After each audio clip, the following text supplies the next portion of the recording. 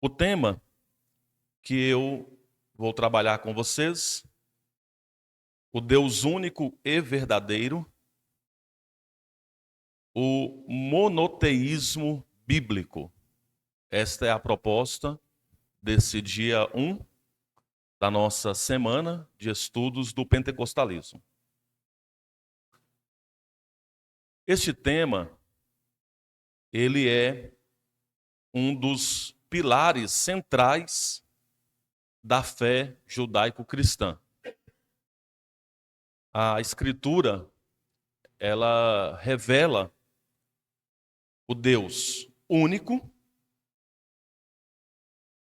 Aqui está também já a definição de monoteísmo bíblico e verdadeiro. E esta simples definição, ela já tem muito o que dizer. Inclusive, ela distingue-se das religiões politeístas que predominavam no mundo antigo.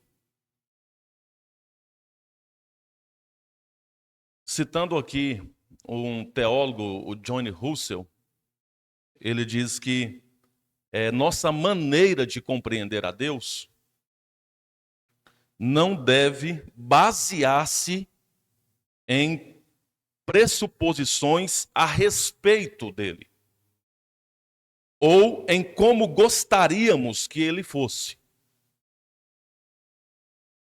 Pelo contrário, devemos crer no Deus único e verdadeiro que se revelou a nós através das Escrituras. O ser humano, ele tende, a criar falsos deuses e na tentativa de facilitar a crença. O ser humano caminha nesta direção, criando falsos deuses para si, tentando ficar mais fácil a fé. É uma tentativa de, talvez, a fé ficar mais palpável. E aí, na maioria das vezes, esses deuses que o ser humano está criando tem a ver com o modo do ser humano viver. Tem a ver com a natureza pecaminosa do homem. Então nós temos vários falsos deuses. E aí vai se criando falsas religiões. No mundo antigo, veja que isso não é de hoje, não estou fazendo aqui uma leitura da atualidade apenas, mas no mundo antigo se tinha isso muito claro. Uma gama de deuses falsos criados para tentar agradar o homem ou expressar a vontade do homem. Deuses que se adaptavam aos homens. Então essa poderemos dizer assim, essa é uma das armadilhas de se desconsiderar a Bíblia ou de se desconsiderar o fato que Deus auto se revelou, se mostrou ao ser humano. Então, ou seja, você desconsidera isso e aí você cria várias fantasias, várias ideias pessoais de quem é Deus para você, não de acordo com o que o único e verdadeiro Deus se revelou. A Bíblia, e esta é uma semana de estudo bíblico, nós precisamos estar aí com a Bíblia em mãos para esta semana e para todas as outras semanas da nossa vida. A Bíblia é a nossa única fonte de pesquisa para conhecer a Deus. A Bíblia é a revelação de tudo aquilo que nós precisamos conhecer sobre Deus. A Bíblia é a fonte que nos permite não criar falsos deuses ou inventar deuses nas nossas ideias, no nosso pensamento, mas conhecer o único e verdadeiro Deus, quem de fato Ele é. Quer queiramos ou não, quer doa em nós, não importa. Quem é Deus, não com base no que nós achamos, mas no que foi revelado a nós. Vamos começar pelo o que o Antigo Testamento tem a dizer do monoteísmo, do Deus único e verdadeiro. A revelação monoteísta da Bíblia ocorre, como eu já disse aqui, em um cenário onde diversas civilizações eram politeístas. O Egito, a Mesopotâmia, Canaã, Babilônia. Esses povos todos possuíam os seus panteões. Ou seja, o seu conjunto de deuses. Não era um único Deus só. Esses povos, eles eram politeístas, ou seja, havia ali divindades. E estas divindades se relacionavam de diferentes formas, diferentes aspectos, da natureza, à sociedade. Havia deuses ali para vários aspectos da vida. Interessante que quando nós lemos o Antigo Testamento, fica claro, inclusive, que o conceito de Deus era de um Deus regional. Ou seja, as nossas divindades, elas atuam até aqui, geograficamente falando. Em outra terra, em outra geografia, não, ele não age, ele não atua. Aparece claramente o conceito de Deus com base na geografia. Inclusive, até mesmo parece que Israel, mesmo que Deus está dizendo que ele é o único e verdadeiro Deus, e que ele é o dono de toda a terra, parece que há esse pensamento também em Israel, de um Deus territorial. Em alguns momentos parecem, algumas palavras ali que são faladas pelos israelitas, parecem que ou eles estão adeptos a esse conceito, nem que seja por influência dos povos vizinhos.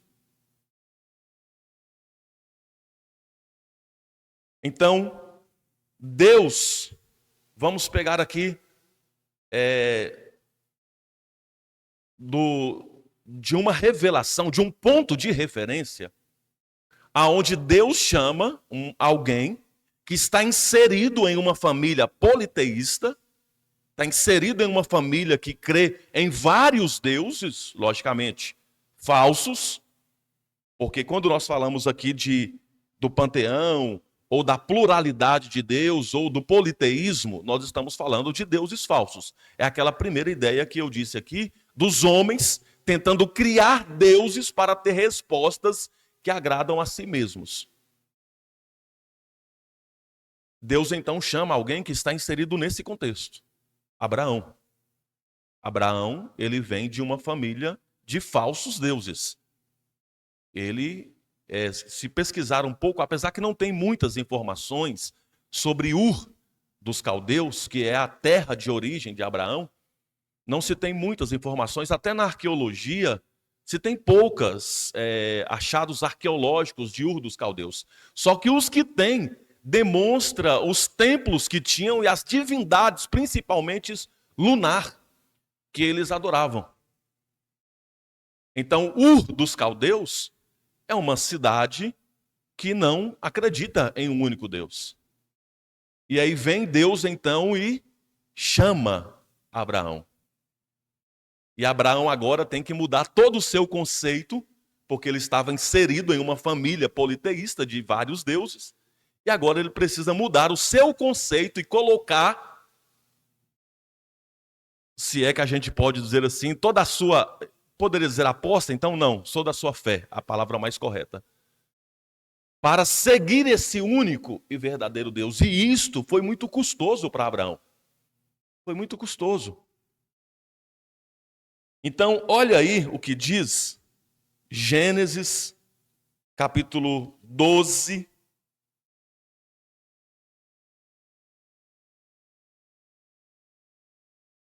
Versículo 1 ao 3. Quando Deus chama Abraão.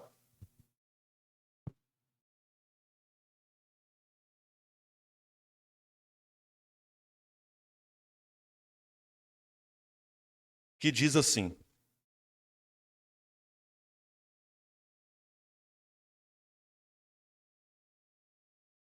Então, Adonai havia dito a Abrão: sai da tua terra e da tua parentela e da casa do teu pai à terra que te mostrar.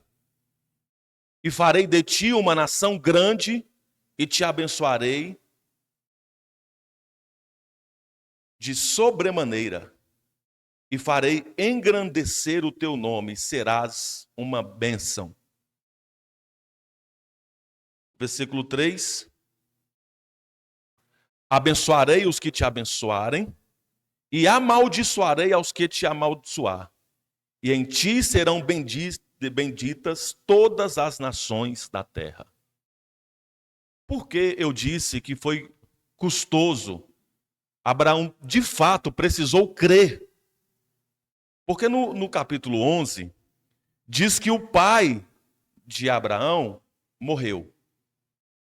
Eles saíram de Ur dos Caldeus e foram para Terá, e ali o pai morre. Abraão, ele deveria assumir toda a herança e toda a responsabilidade daquela casa, daquela família, e de tudo o que lhe era direito.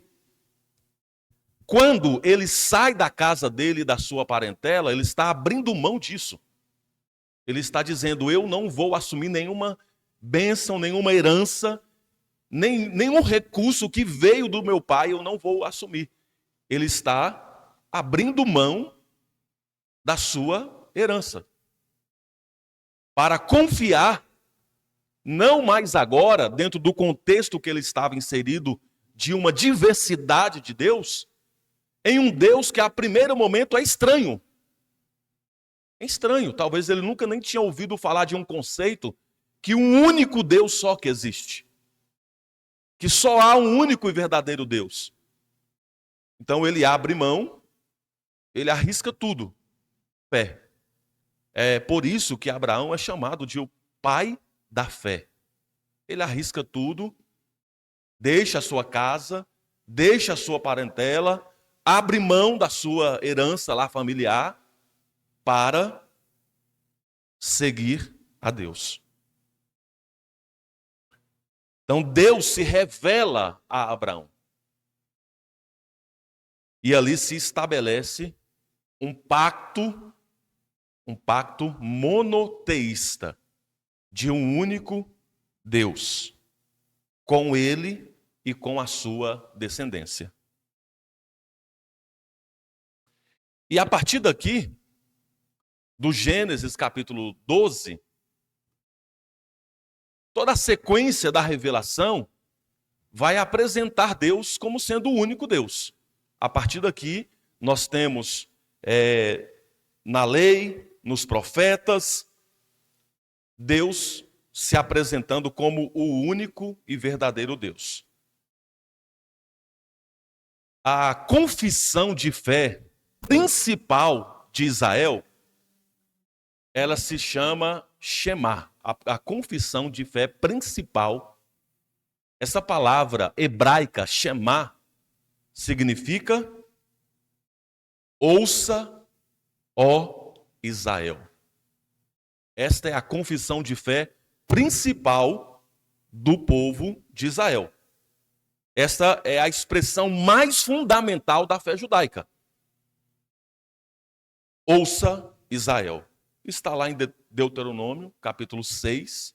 Você pode abrir aí, versículo 4.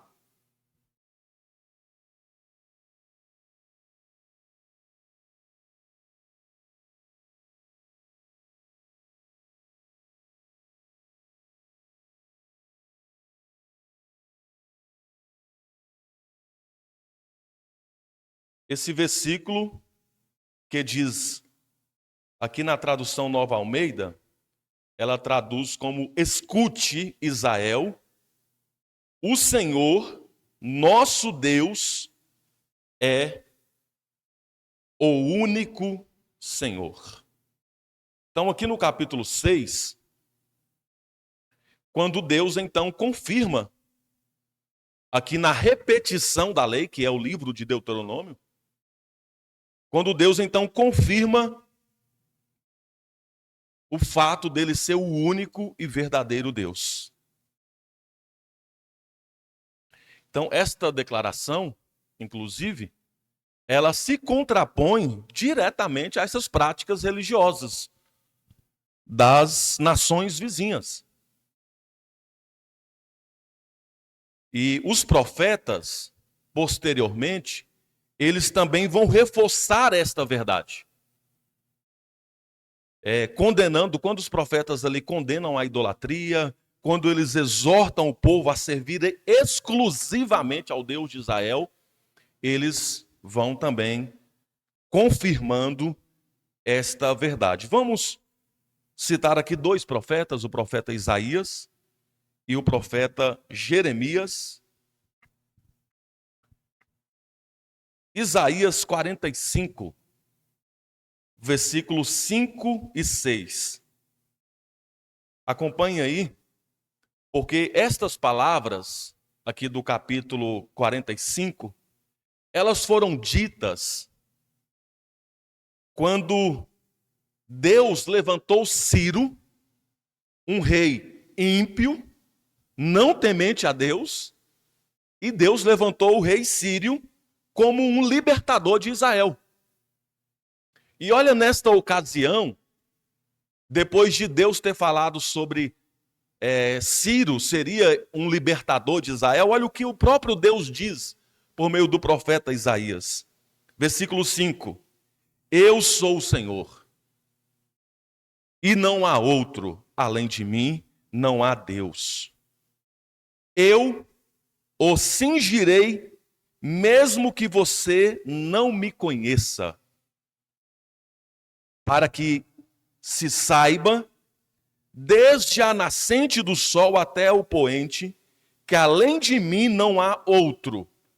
Eu sou o Senhor e não há outro. Olha para você ver que ponto aqui de reflexão importante, né? Deus dizendo assim, mesmo que você não me veja, mesmo que você não me conheça, mesmo que você não me reconheça, isso nada muda. Eu continuo sendo o único Deus e não há outro. Porque o que nós, o povo de Deus hoje, pensaríamos se Deus levantasse um ímpio para ser um libertador? Qual a ideia que nós teríamos? Talvez a primeiro momento a gente diria assim, não é de Deus, não. Não é, isso aí não é de Deus. E aí o próprio Deus faz questão de ir lá e dizer, sim, eu sou o Senhor e não há outro. Além de mim, não há Deus. Eu o cingirei, mesmo que você não me conheça. Qual é o Deus que nós conhecemos? O Deus que nós conhecemos, ele faz o que nós pensamos, o que nós achamos que ele vai fazer. Ele faz o que nós, na nossa percepção, vamos dizer assim, é de Deus ou não é de Deus. Então aqui, veja que o próprio Deus, ele fez questão mesmo de dizer, mesmo que você não me conheça. Em uma outra tradução, aqui, Isaías 45, diz assim: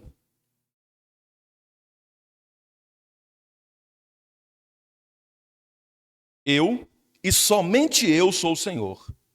Não há outro Deus além de mim, embora você não me conheça. Veja que nada muda quem Deus é. Se você está com as suas ideias, com seus pensamentos, se você não conhece verdadeiramente quem é Deus, nada muda. Ele continua sendo Deus. Embora você não me conheça. E aí nessa tradução diz assim: mesmo que você não me conheça, eu lhe dou força para lutar. Faço isso para que, de leste a oeste, o mundo inteiro saiba que além de mim não existe outro Deus. Eu e somente eu sou o Senhor. Jeremias, numa outra revelação que nós podemos ter aqui para afirmar o monoteísmo, na mensagem dos profetas, do Deus único e verdadeiro, Jeremias, lá no capítulo 10. Jeremias, capítulo 10, versículo 10.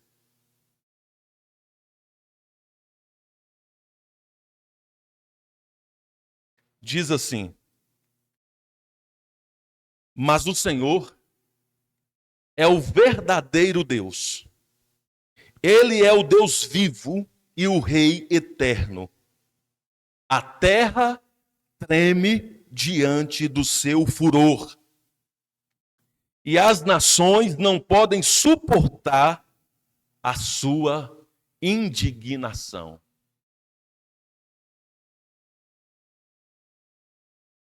Meus irmãos, me dizem aí, qual Deus criado pelos homens, qual Deus inventado pelos homens, nas suas ideias, nos seus pensamentos, é um Deus de furor e de indignação? Na maioria das vezes, principalmente para esse tempo que nós estamos vivendo, talvez para o mundo bíblico antigo, eu falei aqui um pouco do cenário do mundo antigo, né? Dos deuses do Egito, dos cananeus, dos deuses babilônicos, daquela diversidade de deuses inventados que eles tinham, mas poderiam avançar um pouco dos deuses gregos, por exemplo, e os romanos que pegaram as divindades gregas e só trocaram os nomes, colocaram nomes romanos. Então ali você tem alguns deuses furiosos na mitologia grega. Você tem alguns deuses furiosos, mas observe também que na própria mitologia grega os deuses são furiosos porque eles têm inveja dos homens. Então esta relação divindade falsa da mitologia grega está muito relacionado a uma relação de inveja dos deuses quererem o que os homens têm. E aí, na verdade, tem deuses furiosos, tem deuses abusivos. Na mitologia grega, tem deuses que estrupam mulheres. E eles não têm problema nenhum de falar sobre isso, de mostrar as suas divindades com as suas corrupções. Aí o Deus da Bíblia, que é furioso e que fica indignado, mas porque ele é o único e verdadeiro Deus. E porque esta relação com o homem não é porque ele quer ser um homem, é porque ele é o Senhor e Criador do homem. A dinâmica que é apresentada pelo próprio Deus, nem a gente não pode dizer nada dos falsos deuses, nada se compara ao único e verdadeiro Deus.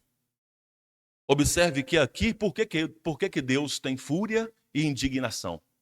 É que eu li um versículo só, e o versículo foi lido, e às vezes nós não compreendemos o contexto. Mas aqui no capítulo 10, o profeta, ele está falando na ocasião que ele denunciava a idolatria. O capítulo 10 de Jeremias é uma denúncia à idolatria. E isso deixa Deus indignado. Vocês preferem prestar culto a falsos deuses do que ao Deus único e verdadeiro. A ira de Deus é uma mensagem bíblica, irmãos. A ira, a indignação de Deus é uma mensagem bíblica. Mas vocês podem ver que é sempre mostrando a idolatria, denunciando a idolatria, mostrando que o homem não foi criado para isso, o homem foi criado para a glória de Deus, para adorar a Deus. Então, aqui no capítulo 10, o profeta, inclusive, ele fala sobre a verdadeira adoração. Ao denunciar a idolatria, ele fala sobre a verdadeira adoração. Então, nós temos no Antigo Testamento, desde a revelação para Abrão, desde o chamado para que Abrão deixasse aquela diversidade de falsos deuses da sua origem familiar e seguisse o único Deus. E Abraão, então, pela fé, abandonou a sua herança familiar e começou a seguir a Deus. E aí, então, a partir daí, esse Deus vai se revelando, vai se mostrando, desde lá do princípio fundamental da fé judaica, da expressão mais fundamental da fé, que é ouça Israel, o Shema para os judeus. E isso vem então pela mensagem profética. E no Novo Testamento também, eu passo a apresentar aqui a vocês, no Novo Testamento, em Cristo também é confirmado o único e verdadeiro Deus. Inclusive, poderíamos começar aqui, falando do Novo Testamento, que o próprio Jesus, ele reafirma o monoteísmo ao citar o Shema. Jesus citou aquilo que era a expressão mais fundamental da fé judaica. Aonde Jesus fez isso? Marcos, capítulo 12, versículo 29.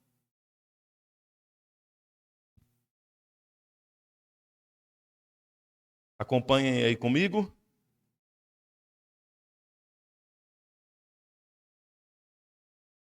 Marcos 12, 29,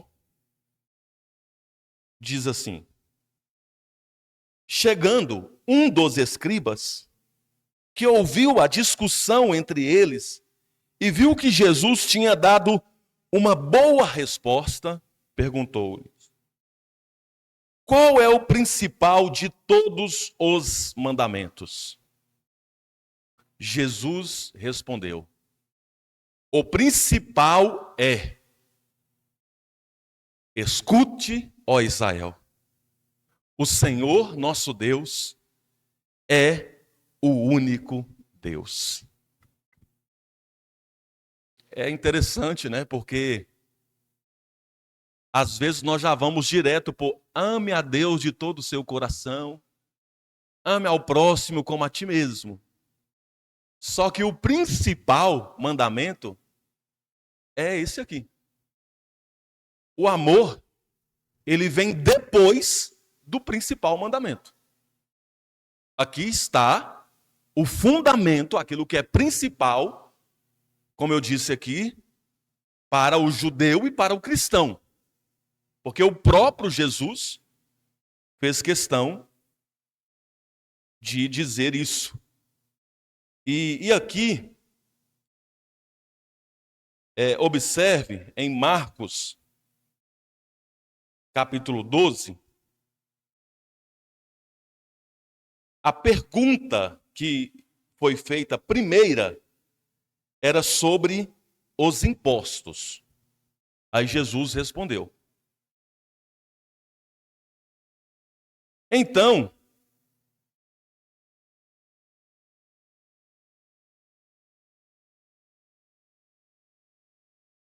surgiu uma outra pergunta sobre a ressurreição.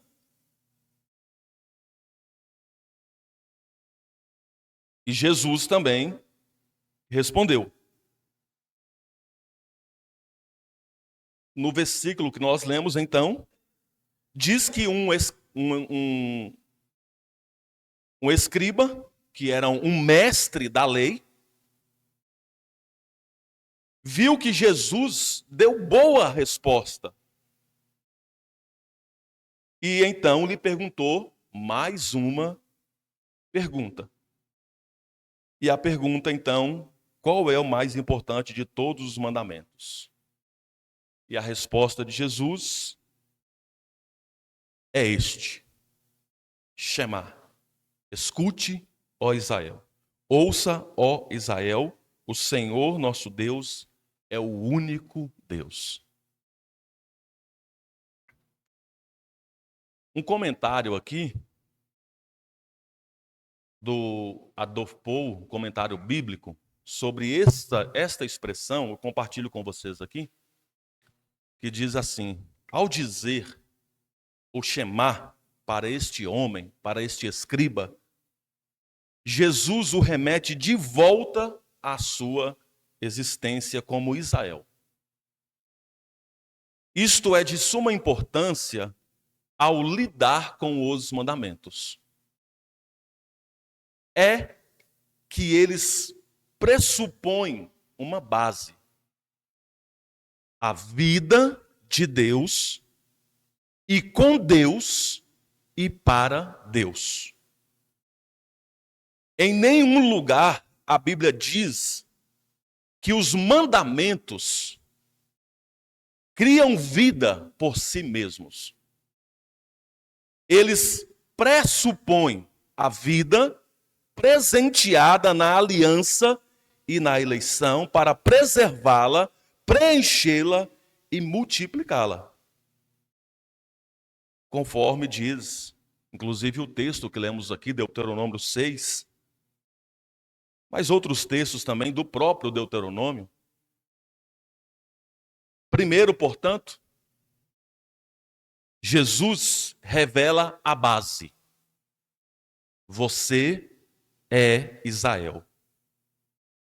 Você continua sendo Israel. Simplesmente por parar para ouvir. Ouve, ó Israel. A partir disso, você vive uma relação especial com Deus. O Senhor nosso Deus. Esta expressão, nosso Deus, é o único soberano que mantém tudo unido no âmago e repele a ruína do mundo. A partir dele também você recebe a instrução sobre o que fazer. Por outro lado, as formas abstratas que você imaginou só acabam com você e com os outros. Olha que expressão, irmãos. Quantos de nós, às vezes, estamos mais preocupados com os mandamentos do que com Deus? Quantos de nós, às vezes, estamos mais preocupados com as regras do que com Deus? É lógico que para o Antigo Testamento a relação do povo de Israel com Deus era por meio da lei. Só que na própria relação deles com Deus por meio da lei, das regras, do que pode, do que não pode, e muito mais do que não pode, porque você pode ver os mandamentos, não, não, não e não. Então, os mandamentos são negativos. Eles vão dando volume aos delitos. Quanto mais regras você tem, mais delitos você tem. E o povo de Israel, eles têm uma relação com Deus por meio da lei, porque isso estava estabelecido. Só que já estava claro também que não era lei por lei. Poderia ser até olho por olho, mas lei por lei não, porque a lei ela apontava o caráter santo de Deus. Então, a expressão seria sede santos como eu sou santo. Porque a lei tinha esta preocupação, esta direção de revelar a santidade de Deus. Então, a lei, nós não desprezamos ela, o Novo Testamento não fez isso, porque nós faríamos.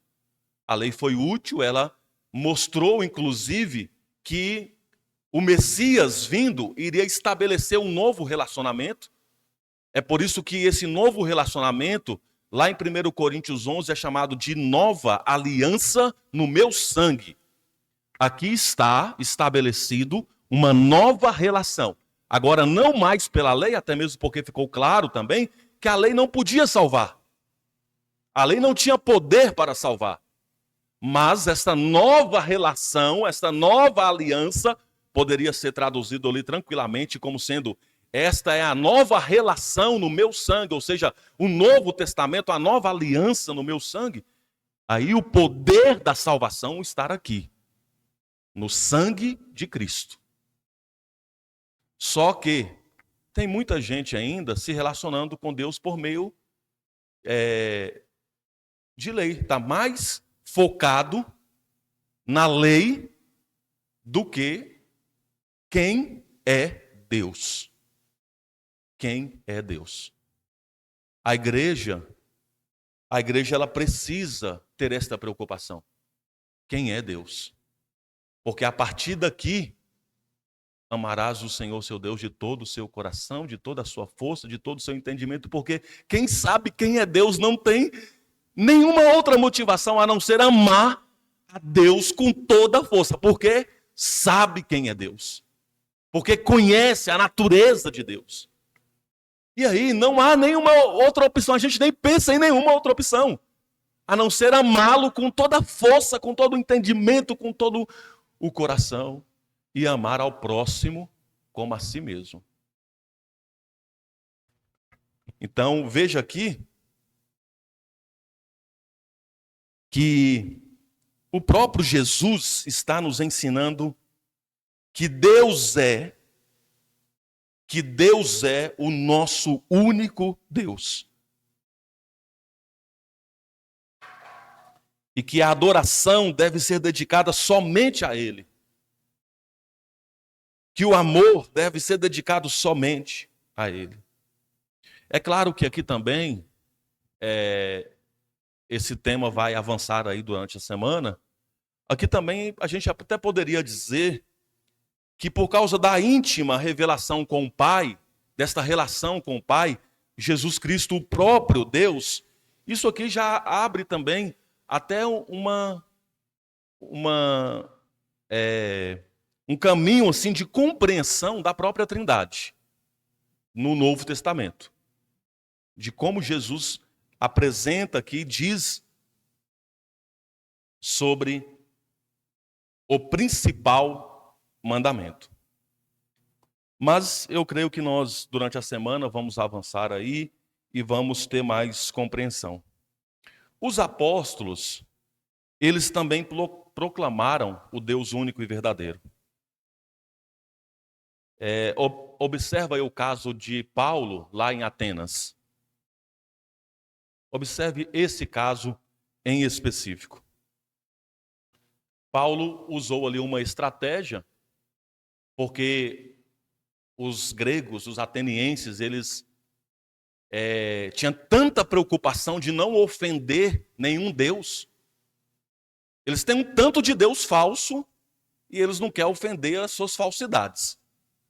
Então eles tinham essa preocupação de não ofender, colocou lá um altar ao Deus desconhecido. E aí o apóstolo Paulo diz: opa, peraí, esse aí eu conheço. Esse é o único e verdadeiro Deus. Então, os apóstolos também tinham essa preocupação. Eu cito aqui apenas este caso em específico, que está no livro de Atos,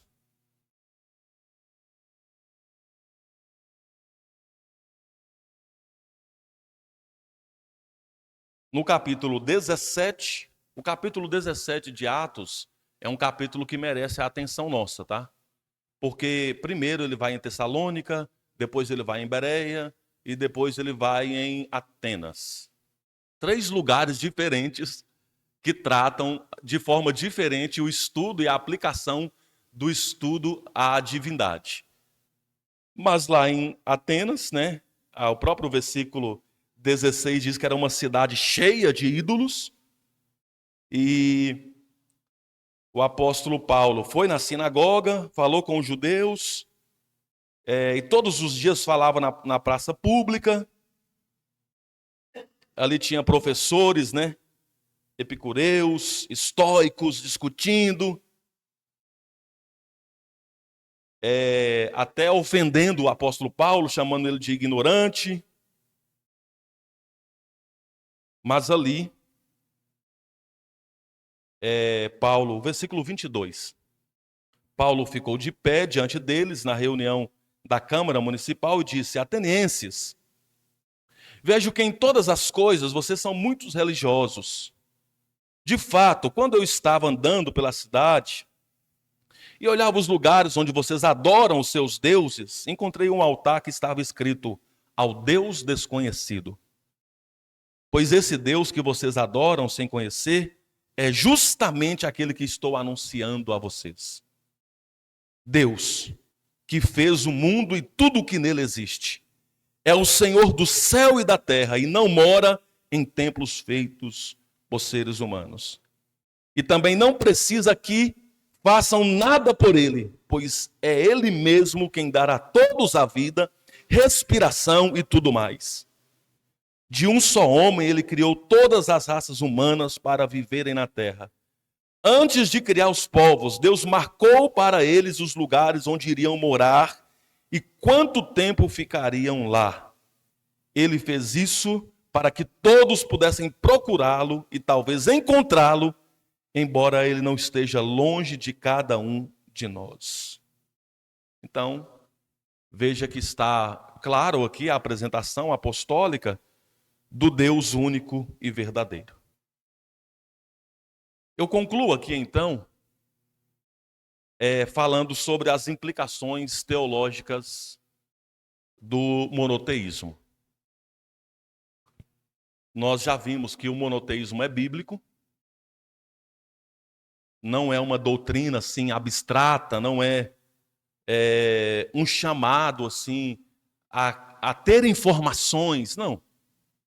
O que nós estamos falando aqui, e ficou bem claro nos textos, de uma prática de quem conhece o Deus único e verdadeiro, ou de uma prática exclusiva da adoração e fidelidade ao Senhor. Isso tem algumas implicações. A fé em um Deus único e verdadeiro tem algumas implicações que eu poderia chamar aqui dos pilares fundamentais da fé cristã. Primeiro, e eu disse isso aqui, que nós vamos avançar no estudo, mas sobre a unidade de Deus. Deus é Pai, Filho e Espírito Santo. É o único e verdadeiro Deus. A Bíblia, ela afirma, como nós vimos aqui, a existência de um único Deus, de um verdadeiro Deus, que ele é o Criador e sustentador, isso tem que ser dito, porque há uma teologia que diz que Deus criou e falou: agora está com vocês, se virem aí. Não. Pelo que a Bíblia ensina, ele criou e ele sustenta, ele não abandonou a gente ao caos e diz: agora vocês se virem, não. Ele criou e sustenta todas as coisas. E como nós vimos aqui em Deuteronômio, ficou claro a base, o fundamento. Ouça, e nós hoje somos o Israel de Deus. A igreja hoje é o Israel de Deus. Jesus disse essa palavra e trouxe essa palavra a nós, nos relembrou. Deus é único. O outro princípio é a própria soberania, que daria também para nós estudarmos com um estudo mais amplo à soberania de Deus.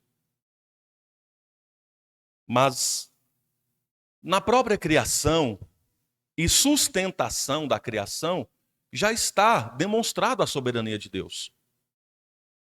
Deus, ele tem a autoridade suprema. Deus, por este fato, é o único que é digno de ser adorado.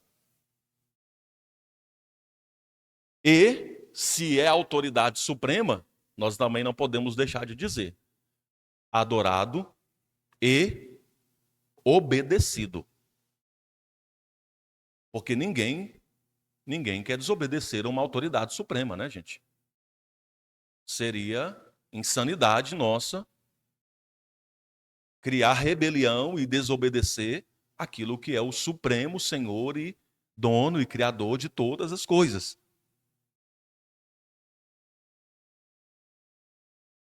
Nós vimos aqui quando o profeta Isaías disse, né? Eu sou o Senhor e não há outro, fora de mim não há Deus. Há muitos falsos deuses, mas há apenas um único e verdadeiro Deus soberano que governa sobre tudo e sobre todos, que reina. A Deus pertence todo o poder e toda autoridade.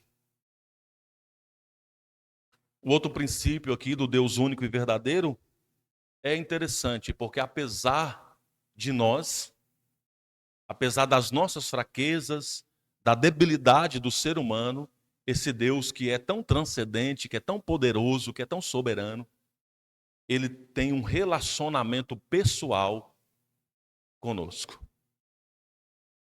O monoteísmo bíblico enfatiza esse ponto.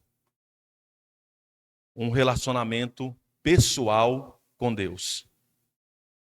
Deus, ele não é uma força impessoal ou apenas uma manifestação de punição. Muitas pessoas vê Deus como só um Deus punitivo que está esperando errar para punir. Não.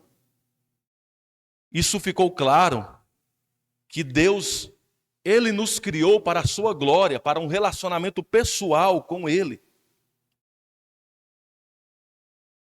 O profeta Jeremias, inclusive, dentro das várias denúncias que ele fez do afastamento, do pecado que o povo estava cometendo, você vai encontrar várias declarações também, vários proclames do profeta, onde Deus está dizendo desse relacionamento. Por exemplo, no capítulo 31, no versículo 33, Deus promete: eu serei o seu Deus, e eles serão o meu povo. Então Deus é pessoal. Que mistério que é esse? Porque um Deus tão poderoso, tão grandioso, e nós tão falhos, tão pequenos, e esse Deus nos criou para exatamente esse relacionamento, para essa vida com Deus. Isso talvez a gente não tenha o argumento, mas foi assim que Deus nos criou. Também podemos dizer da justiça e da própria ética, da própria moralidade. A crença em um Deus único, irmãos, implica em um padrão moral. Isso está bem claro nas Escrituras. Deus, ele é justo, Deus é santo, e ele espera que os seus seguidores vivam de acordo com seus ensinamentos. O profeta Miqueias, no capítulo 6, ele tem uma mensagem ali que se chama, a maioria dos títulos das edições da Bíblia coloca aquela mensagem com o tema O que agrada a Deus. Miqueias capítulo 6. Nós já nos perguntamos isso? O que agrada a Deus? O profeta tem a resposta. ele proclamou isso ao povo de Israel. E eu vou citar aqui apenas um versículo, que é o versículo 8, que resume bem, que diz assim: Ele te mostrou, ó homem, o que é bom e o que o Senhor pede para ti. Que pratiques a justiça, ames a misericórdia e andes humildemente com o teu Deus. Quem ouve, ó igreja, que o Senhor é o seu único Deus, tem essas práticas aqui. Estas são as práticas de quem agrada a Deus e de quem sabe o que o seu Deus espera de ti. Então está claro, o único e verdadeiro Deus, ele tem um padrão de conduta. Ele tem um padrão, não é de qualquer jeito não. Ele tem um padrão de vida para que possamos viver. E para concluir, eu concluo com o princípio aqui, o fundamento da esperança e redenção. O monoteísmo bíblico também nos ensina sobre a esperança, sobre a redenção que vem de Deus. Ele é um Deus de amor, de misericórdia, é por isso que ele exige que nós sejamos também, que oferece a salvação, a vida eterna por meio de Jesus Cristo. Então, nós temos isso bem claro quando Deus é revelado em Jesus e diz, por exemplo, olha como é monoteísmo em Cristo. Eu sou o caminho. Poderia dizer assim, eu sou um dos caminhos. Tem outros e eu sou um dos caminhos que pode te levar de volta para Deus. Mas não. É o único. Eu sou o caminho, a verdade e a vida. Jesus é Deus. É o único e verdadeiro Deus. E em Cristo é que nós temos a redenção. Em Cristo que nós temos esta esperança da vida eterna. Então veja que esse tema é de fato um tema central nas Escrituras, é um tema central na história da redenção, desde os patriarcas até a plenitude da revelação em Cristo. A mensagem é clara: há um único Deus verdadeiro, digno de toda honra, de toda glória, de todo louvor. Ele se revelou para que toda a humanidade pudesse o conhecer, o adorar e render a ele todo culto, toda reverência, porque não há nenhum outro Deus. E espero que nenhum de nós estejamos colocando nenhuma divindade na nossa vida, a não ser este único e verdadeiro Deus, que é o Deus da Bíblia, o Deus das Sagradas Escrituras. Como eu disse, não só hoje, mas essa semana não pode ser uma semana de estudos apenas, né? Não pode ser apenas isso, uma semana de estudos acadêmicos para a nossa academia ficar maravilhosa. Não pode ser apenas isso. Tem que ser também uma semana de prática, de devoção, de obediência. Né? Amanhã eu vou avançar um pouco mais nesse assunto, porque esse seria o tema mesmo, né, que eu já venho me preparando aí para lecionar para vocês. Mas teologia é o estudo sobre Deus. Quem estuda teologia tem que estudar muito sobre Deus. Muito. E cada vez que você estuda mais sobre Deus, mais humilhado e quebrantado você fica. não dá para fazer o caminho contrário. Cada vez que eu estudo, eu fico mais orgulhoso e fico mais vaidoso e fico mais preparado para criticar e para dar lições nas outras pessoas.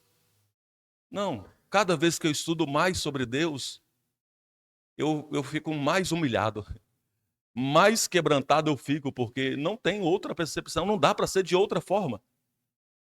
Conhecendo a grandeza e o poder desse Deus, que é o único e verdadeiro Deus.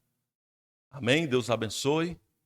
Agradeço pela atenção de vocês e encerro aqui este estudo. É uma semana de estudos do pentecostalismo, então encerro aqui esse estudo.